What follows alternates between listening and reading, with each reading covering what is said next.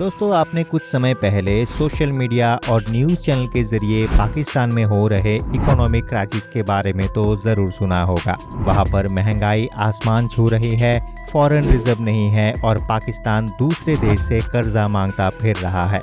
मगर क्या आपको पता है कि एक समय हमारा देश, जो आज 5वें सबसे बड़े इकोनॉमी है, उसकी हालत पाकिस्तान से भी ज़्यादा खराब थी। जी हाँ दोस्तों, आपने बिल्कुल सही सुना। साल 1991 में हमारा देश बहुत ही ज़्यादा आर्थिक तंगी से जूझ रहा था। हालत इतनी खराब थी कि फॉरेन रिजर्व सिर्फ 1 महीने का ही बचा हुआ था और महंगाई 13% तक बढ़ चुकी थी। देश हर जगह से भूखमरी से जूझ रहा था और विदेशी कर्ज 72 अरब का हो चुका था। हर जगह भारत के लिए परेशानियां ही परेशानियां थी। मगर इन्हीं सभी परेशानियों के बीच एक सुपर हीरो आता है, जो सुपर हीरो बोलता तो बहुत कम है मगर काम बहुत तेजी से करता है। जी हाँ दोस्तों, हम बात कर रहे हैं भूतपूर्व प्रधानमंत्री डॉक्टर मनमोहन सिंह जी की, जो उस समय भारत के फाइनेंस मिनिस्टर थे। उन्होंने कुछ ऐसा किया जिससे हमारा देश बहुत ही तेजी से इकोनॉमिक क्राइसिस से निकला और विकास की रफ्तार पकड़ी।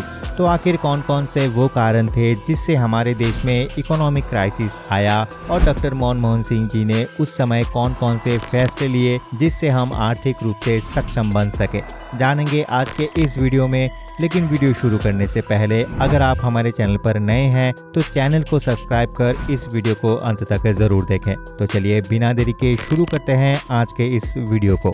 दोस्तों, सबसे पहले ये समझ लेते हैं कि आखिर साल 1991 में इकोनॉमिक क्राइसिस आया कैसे। बात कुछ ऐसी है कि आज़ादी के बाद से हमारे देश को बहुत ही कम समय में लगातार 3 युद्ध का सामना करना पड़ा था और युद्ध होने से देश की इकोनॉमी में कितना बड़ा असर पड़ता है ये तो आपको पता ही होगा। हमारे भारतीय राजनेताओं को युद्ध के कारण ही देश के विकास और इंफ्रास्ट्रक्चर पर ध्यान न देकर हथियार और गोले बारूद खरीदने पर मजबूर किया, जिससे इकोनॉमी मजबूत नहीं हो पाई। युद्ध के साथ साथ हमारे राजनेताओं को ये भी डर था कि जिस तरीके से ईस्ट इंडिया कंपनी भारत में व्यापार करने आए और उसने अपना साम्राज्य फैलाकर हमें ही गुलाम बना लिया, इस तरह विदेशी कंपनी भी व्यापार करने के बहाने फिर से हमें गुलाम ना बना ले। इसी डर के कारण उन्होंने विदेशी कंपनियों को भारत में व्यापार करने की पाबंदियां लगा रखी थी। दोस्तों, ये सोच भले ही आज के समय में बेतुकी लग रही हो, मगर उस समय में प्रमुख नेताओं को यही सोची थी।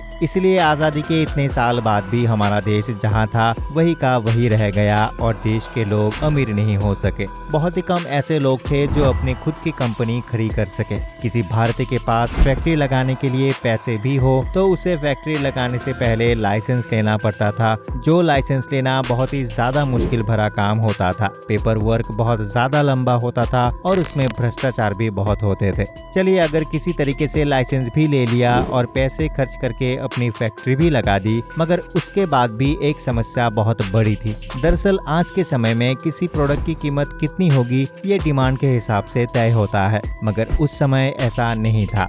उस समय सरकार ही तय करती थी कि प्राइवेट कंपनियां किसी भी प्रोडक्ट की कीमत कितनी रखेगी और वो कितने प्रोडक्शन कर सकता है। ये नियम 1950 के बाद से लागू किया गया था और उस समय के राजनेताओं को लगता था कि इससे बैलेंस बना रहेगा और देश में महंगाई भी ज्यादा नहीं बढ़ेगी। इस कारण से ज्यादातर कंपनीज बड़े नुकसान में चला करती थी। साल 1985 में यूएसएसआर सोवियत यूनियन के टूटने पर भारत को मिलने वाली ट्रेड और टेक्नोलॉजी बंद हो गई। उसके बाद 1990 में गल्फ कंट्रीज में युद्ध हुआ। इससे हमारे देश को पेट्रोलियम का इंपोर्ट कम हुआ।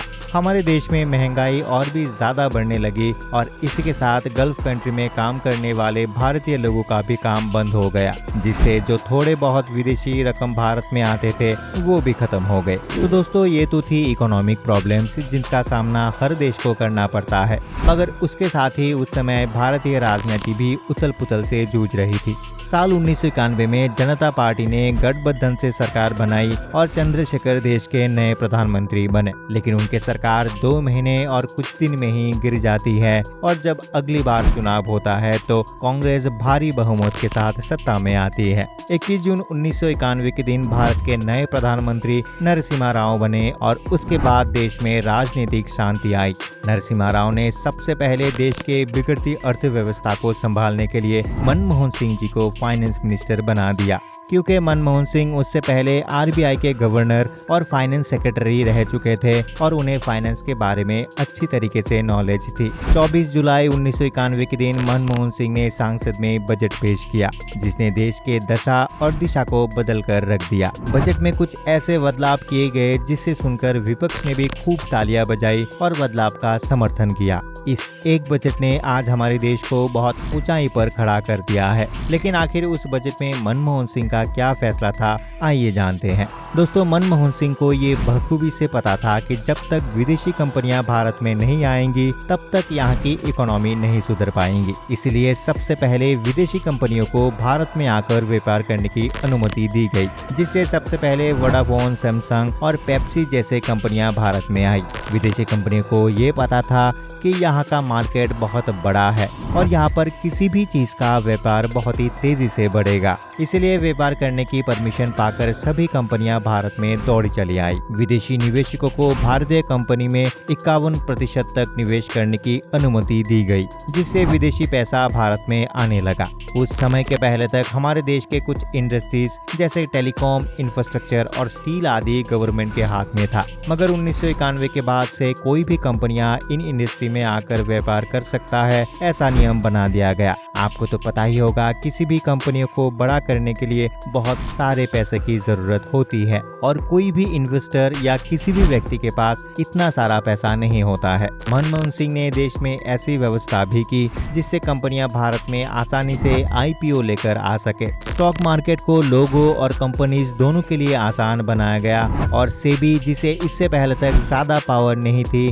उसे भी मजबूत बनाया गया। लाइसेंस लेने की प्रक्रिया को आसान बनाया गया, जिससे कोई भी आम इंसान बहुत ही आसानी से लाइसेंस प्राप्त कर सकता था और जो कंपनियों के ऊपर लिमिटेड प्रोडक्शन और कीमत तय करने का नियम था, उसे भी हटा दिया गया। इसी के साथ इंपोर्ट पॉलिसीज में भी बदलाव किए गए, क्योंकि पहले बहुत सी इंपोर्ट की हुई वस्तुओं पर 200 से 250% का टैक्स लगता था, जो कि कम कर दिया गया। इन सभी फैसलों के बाद देश की विकास दर 7.3% से बढ़कर 8% हो गया, जो काफी ज्यादा था। टेलीकॉम सेक्टर में नए नए कंपनियों की एंट्री हुई। ऑटोमोबाइल इंडस्ट्री में टोयोटा और ह्यूंडई जैसे कंपनियां भी भारत के रुख करने लगे। जगह जगह मैकडॉनल्ड के स्टोर खुलने लगे और दूरदर्शन के अलावा सोनी टीवी, जी टीवी और स्टार प्लस चैनल भी आने लगे। हर जगह देश में नए नए फैक्ट्रियां खोलने लगी, क्योंकि विदेशी निवेशक के लिए भारतीय बाजार एक उत्तम निवेश बन गया था।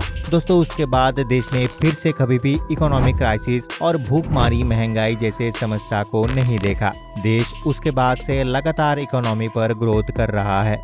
दोस्तों, मनमोहन सिंह ने उस समय जो कड़े और ऐतिहासिक फैसले लिए, उन्हीं के वजह से आज हमारा देश ऊंचाई पर खड़ा है। मनमोहन सिंह जी के ये कड़े फैसले कैसे आज के भारत के लिए आधार बने हैं, अपनी राय हमें कमेंट में जरूर बताइए। साथ ही इस वीडियो को लाइक करके सबके साथ इस वीडियो को शेयर जरूर करें और चलते चलते हमारे चैनल को सब्सक्राइब करना भी ना भूलें। अंत तक बने रहने के लिए आपका बहुत बहुत धन्यवाद। मिलते हैं अगले वीडियो में।